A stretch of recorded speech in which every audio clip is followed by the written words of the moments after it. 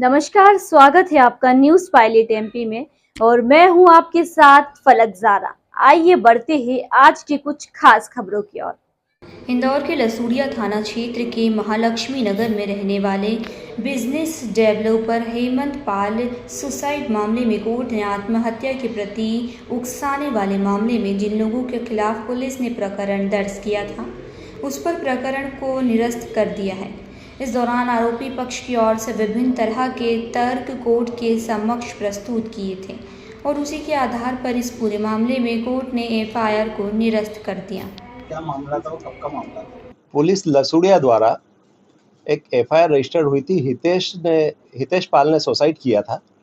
उसमें पुलिस लसूड़िया ने एक फर्जी केस बनाया और उसमें उसकी पत्नी नीलू पाल और एक उनके मुंह बोले भाई थे कृष्णा मावावाला और रानी उदासी, 3 लोगों को उसमें पुलिस ने आरोपी बनाया था। उसके बाद में लगातार हम लोग अटेम्प्ट करते रहे कि चार्जशीट फाइल करें। पुलिस ने अधूरा इन्वेस्टिगेशन करते हुए फिर चार्जशीट बड़ी मुश्किल से फाइल करी। सब जगह वरिष्ठ अधिकारियों को शिकायत करी। उसके बाद में जैसे ही उनने चार्जशीट फाइल की, फिर चार्जशीट में पूरा मजमून उसका देखा, उससे ज्ञात हुआ कि पुलिस लसूड़िया ने ये पूरा के पूरा एक फर्जी केस बनाया है। उसको हम लोगों ने हाई कोर्ट में 482 पिटीशन में चैलेंज किया और माननीय उच्च न्यायालय ने जस्टिस सुबोध अभ्यंकर साहब ने उस पूरी एफआईआर और चार्जशीट को पेश करके 3 ही आरोपियों को दोष मुक्त कर दिया, डिस्चार्ज कर दिया। सर, कब तक चली ये ट्रायल और किन ये एविडेंस उनने एक फर्जी सुसाइड नोट बनाया था। मरने वाले के हाथ की राइटिंग का नहीं था, पर उसके वहाँ जो उसके रिश्तेदार रहते थे उन लोगों ने उस सुसाइड नोट को लिखा था। उस सुसाइड नोट को कोर्ट ने डाउटफुल माना और उसको रिलायबल नहीं मानते हुए इन लोगों को निर्दोष साबित किया। सर, दोषी अधिकारियों को पनिश किया कोर्ट ने? दोषी अधिकारियों के लिए हाईकोर्ट ने कोई वो नहीं किया है। आरोपी अगर ये चाहते हैं जिनको डिस्चार्ज किया है, ये उसके खिलाफ कार्रवाई कर सकते हैं। एक गाड़ी भी गिफ्ट देने की बात सामने आई थी। हाँ, वो गाड़ी गिफ्ट देने वाली बात जो आई थी, उस पे कोर्ट की फाइंडिंग ये थी कि वो गाड़ी ऑलरेडी कृष्णा पाल के नाम पे ट्रांसफर हो चुकी है और कृष्णा मावावाला के नाम पे ट्रांसफर हो चुकी है और उनने पूरा के पूरा उसको फाइनेंस करवाया है और उसका पूरा जो इंस्टॉलमेंट है वो ये भर रहे हैं। किसने दिलाई थी ये गाड़ी उनको? वो लेने के लिए जब मृतक हितेश पाल साथ में गए थे, इनने स्पिनी से उसको फाइनेंस करवाया था। उस वक्त वहाँ पे स्पिनी के हमने सब सीसीटीवी फुटेज कलेक्ट किए थे। उसके अंदर ये आया था कि हितेश पाल वहाँ पे खुद शामिल थे और उस समय 10,000 रुपये हितेश पाल ने दिए थे और बाकी का जो अमाउंट था वो सब कृष्णा मावावाला ने डिपॉजिट किया था। इसीलिए वो गाड़ी पूरी की पूरी कृष्णा मावावाला के नाम पे ट्रांसफर हो गई। एक पुलिसकर्मी का भी नाम आ रहा था इसके अंदर। पुलिसकर्मी कुमरावत जी हैं, वो पूरा के पूरा ये कहानी जो मैनिपुलेशन किया है ये कुमरावत जी ने ही किया है और उनने इस वाले केस में सामने फरियादी पक्ष से मिलके ये झूठा आरोप इनके ऊपर लगाया है और इनके परिवार का जो वहाँ पे मकान में सामान था, एक सामान वॉशिंग मशीन से लेके जेवरात, गहने, नगद पैसा जो था पूरा के पूरा वो ट्रक में भर के लेके चले गए।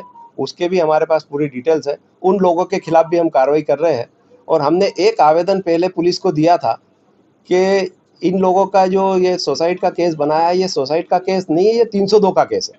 इसके लिए हमने एसीपी अभिषेक आनंद को भी कंप्लेंट करी थी, डीजीपी को भी कंप्लेंट करी थी, होम मिनिस्टर को भी कंप्लेंट करी थी। तो कुमरावत जी ने उस पर कोई कार्रवाई नहीं करते हुए तुरंत उनने चार्जशीट आधी अधूरी जो चार्जशीट थी वो पेश कर दी। इवन यहाँ तक जानकारी आई है कि इनके जो मोबाइल फ़ोन लिए थे वो मोबाइल फ़ोन की जाँच रिपोर्ट भी नहीं आई है। उसके अलावा पहले ही उनने चार्जशीट फाइल कर दी। पुलिस पर कोई कार्रवाई मतलब पुलिस पे हम कार्रवाई कर रहे हैं। पुलिस के खिलाफ हम कार्रवाई करेंगे और टार्ट्स में इन लोगों के खिलाफ केस लगाएंगे और इन लोगों की जो मानहानि हुई है उसके खिलाफ भी हम अलग से प्रोसीडिंग कर रहे हैं। आपका नाम बताइए। अभय सारस्वत एडवोकेट। था जिसमें आपके ऊपर प्रकरण दर्ज हुआ था, कोर्ट ने किस तरह से सुना और आज क्या हुआ फैसला?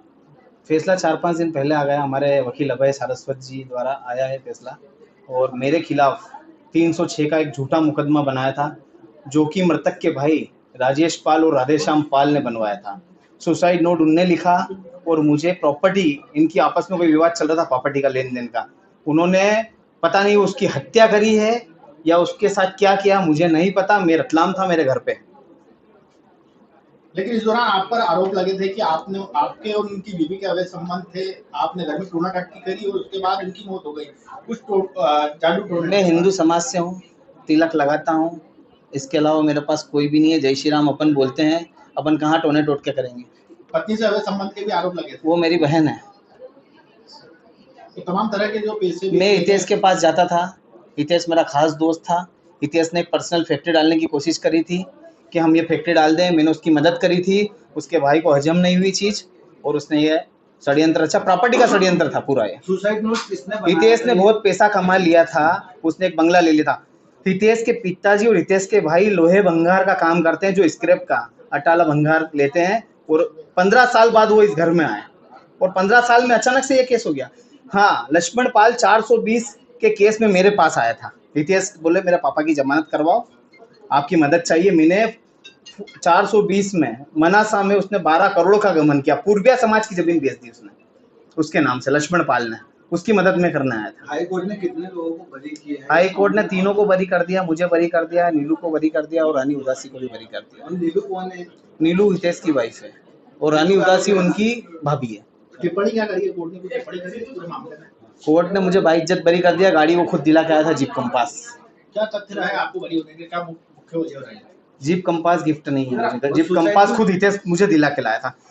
जो आदमी मुझे गाड़ी दिला के आ रहा है शोरूम से 4 महीने पहले, वही कैसे लिख देगा आज रात को 12 बजे मेरी वाइफ ने गाड़ी गिफ्ट कर दी।